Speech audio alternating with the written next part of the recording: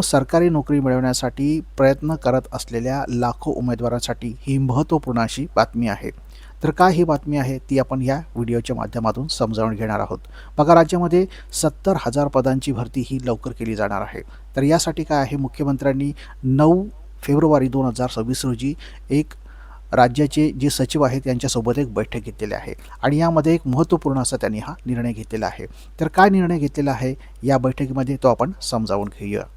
तर बघा, राज्यामध्ये लवकरच नोकर भरती प्रक्रिया ही नव्या पद्धतीने राबवली जाणार आहे आणि जवळपास 70,000हून अधिक पदांची ही भरती टप्प्याटप्प्याने केली जाणार आहे. यामध्ये महाराष्ट्र लोकसेवा आयोगाकडून सुमारे 50,000 पदे भरली जाणार आहेत आणि महाराष्ट्र लोकसेवा आयोगाच्या बाहेर एकूण 20,000 पदांचा यामध्ये समावेश आहे. म्हणजे 50,000 पदं जी आहेत ती महाराष्ट्र लोकसेवा आयोगामार्फत भरली जाणार आहेत आणि त्याच्या बाहेरील जी 20,000 पदं आहेत ती इतर पद्धतीने म्हणजे इतर पद्धतीने ज्या आहेत त्या पद्धतीने भरली जाणार आहेत.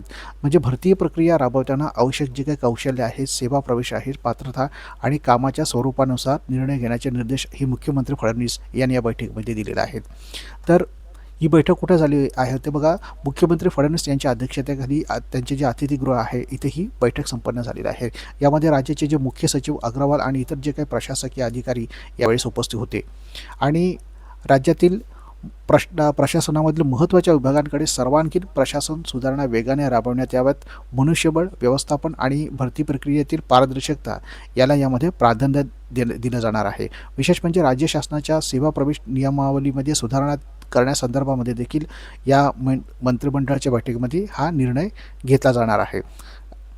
याशिवाय मुख्यमंत्री फडणवीस यांनी काय सांगितलेलं आहे की सामान्य प्रशासन विभाग हा केवळ औपचारिक नाही तर शासनाच्या संपूर्ण भरती प्रक्रियेच्या दृष्टीने अत्यंत महत्त्वाचा आहे. राज्यातील विविध विभागामध्ये 70,000 पदे भरल्यानंतर विभागाच्या कार्यक्षमतेवर या काय आहे यामध्ये भर पडणार आहे. काय आहे तर पंतप्रधान नरेंद्र मोदी यांच्या उपस्थितीमध्ये मुख्यमंत्र्यांच्या परिषदेमध्ये महाराष्ट्र शासनानं एक जे मांडलेले मनुष्यबळ व्यवस्थापन मॉडेल हे सर्वाधिक प्रशंसनीय ठरलेलं आहे आणि त्यावेळी प्रधानमंत्री मोदी यांनी इतर राज्यांमधील हे सुधारणा मॉडेल स्वीकारण्याचे देखील निर्देश दिलेले आहे. त्यामुळे करण्यात आलेला आहे.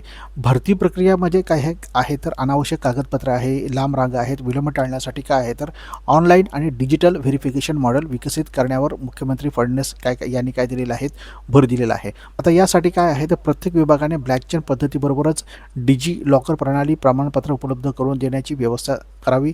भरती प्रक्रियेत कोणताही संशय, पक्षपात आणि अन्याय होऊ नये यासाठी संपूर्ण प्रक्रिया पारदर्शक आणि विश्वासार्ह असावी. त्याचबरोबर युवकांच्या मनात शंका राहू नयेत यासाठी प्रणाली स्वच्छ आणि वेगाने करणे गरजेचं आहे.